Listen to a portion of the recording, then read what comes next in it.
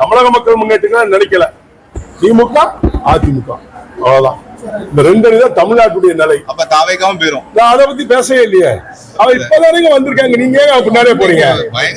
நேற்று வந்து கூட்டத்தை பார்த்து போகுதுன்னு நான் நம்ம மார்க்கெட்ல ஒரு நடிகரோ வந்தாலும் கூட்ட முடியும். அது ஒரு கட்சின்னு சொல்லுவீங்களா? அது சொல்லுங்க. நீங்க கட்சி ஆரம்பிச்சிருக்காரு, கட்சி ஆரம்பிச்சிருக்காரு, தேர்தலில் திங்க போறாரு. அப்ப யோசிக்கணும், ஏன் இப்ப அவசரப்படுவீங்க? அவரு மத்த கட்சி எல்லாம் பாத்தீங்கன்னா 200 ரூபாய் கொடுக்கணும், கோட்டு கொடுக்கணும், அவங்க சாப்பிட திங்ஸ் கொடுக்கணும், சாப்பாடு எதுவுமே இல்லாம தன்னெழுச்சியா இளைஞர்கள் வர. அது பத்திரிகை செய்தி கொடுக்கல, நீங்க பாத்தீங்களா? நான் பார்த்தேனா? அது இல்லன்னு அது நீங்க சொல்றீங்க. அது அங்கேயும் கொடுக்குறாங்க, இல்லன்னு சொல்ல முடியாது. கூட்டத்தை வைத்து முடிவெடுக்காங்க, கூட்டத்தை வச்சு முடிவெடுக்காங்க. பையம்னு ஒரு கட்சி கமலஹாசன் சகோதரர் ஆரம்பிச்சாருல, ஆரம்பிச்சாருல. அப்ப நீங்க பத்திரிகையில என்ன சொன்னீங்க? அடுத்து மையம் தான் வரும், தமிழ்நாட்டுல ஆள போகுதுன்னு மத்திய செய்தி சொன்னீங்க. இன்னைக்கு அவருடைய நிலை என்ன? பரிதாம ஒரு சீட் வாங்கிட்டு போய் நின்றுட்டாரு.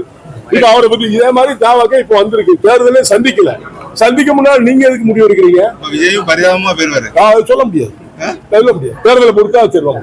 தேர்தல் நேரத்துல நீங்க பாப்பீங்க, அப்ப தெரியும்.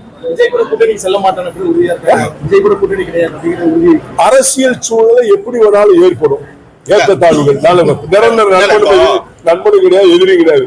அந்த கால சூழ்நிலையை பொறுத்து விடுதலை சிறுத்தையும் பங்குக்கு ஃபர்ஸ்ட் கேட்டாங்க, இப்ப வேணாம்ட்டாங்க. ஆட்சியில பங்கு ஒண்ணு. ஆனா அது அவருடைய ஸ்டாண்ட், அதோட கான்செப்ட் விஜய் மட்டும் தான் சொல்றாங்க. ஆட்சியில் பங்கு என்பது யாரும் இல்லாம அவர் சொன்னாருன்னா எல்லாரும் போயிடுவாங்களா? பின்னால அவர் ஆட்சி நான் பங்கு கொடுக்க, அதனால எல்லா கட்சியும் அண்ணா திமுக திமுக எல்லாம் கழிச்சுட்டு அவங்க கூட சேர்ந்துருவாங்களா? நீங்க என்னங்க பேசுறீங்க?